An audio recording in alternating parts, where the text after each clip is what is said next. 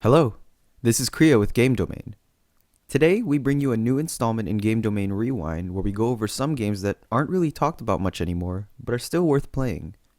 As you know from the title, we'll be talking about Tomodachi Life, which came out for the 3DS in 2014.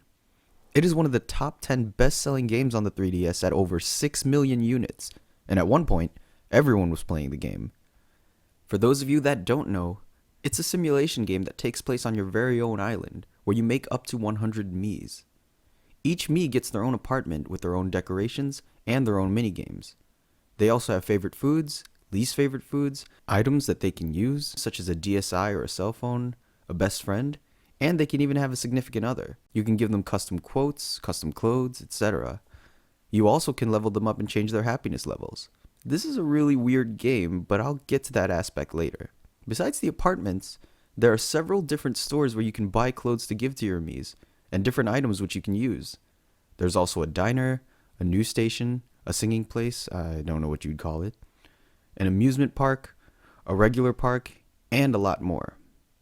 At certain times of the day in the game, there'll be different events going on at different locations, such as a magician performing at the park.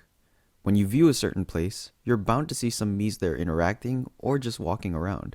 This island is supposed to feel like a living, breathing island where you don't control every aspect. The Miis are free to just do whatever they want. Now, remember when I said this game is weird? Yeah, there's a lot to talk about why that is. Let's start with the friend system in the game. When you look at the apartment building overview, you'll see a bubble with an orange icon in it.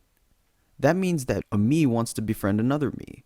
So you can either tell them it's a good idea and give them advice, or even give them an item so they can become friends. Sounds a little weird, but trust me, this isn't it. Now, if you see a bubble with a pink icon, that means that a Mii at first wants to ask someone out. And it's up to you if they're allowed to do so. So if you want, you can just tell them no, or you can tell them what to do.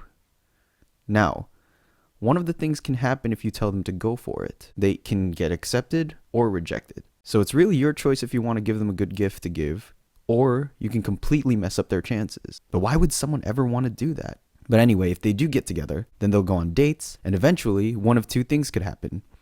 They could either break up, or get married. And if they get married, they'll choose their own house together, but they will both still keep their apartments. They'll split how much time they spend at each. Anyway, that still isn't it. A married couple can get a divorce, and then the house will just go away. But if they don't get divorced, eventually a couple can have children, and once the baby is born, you'll have to help out with the babysitting. But the baby grows up very quickly, and once the child grows, they'll want to travel to another island via Street Pass.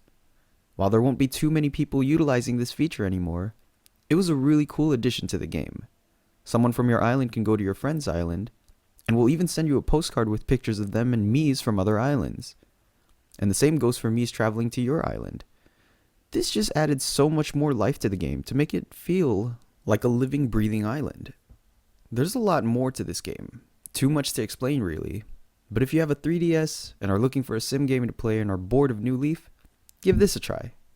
Anyway, thank you for checking out this video, and be sure to like and subscribe and check out some of our other videos. This has been Kriya with Game Domain.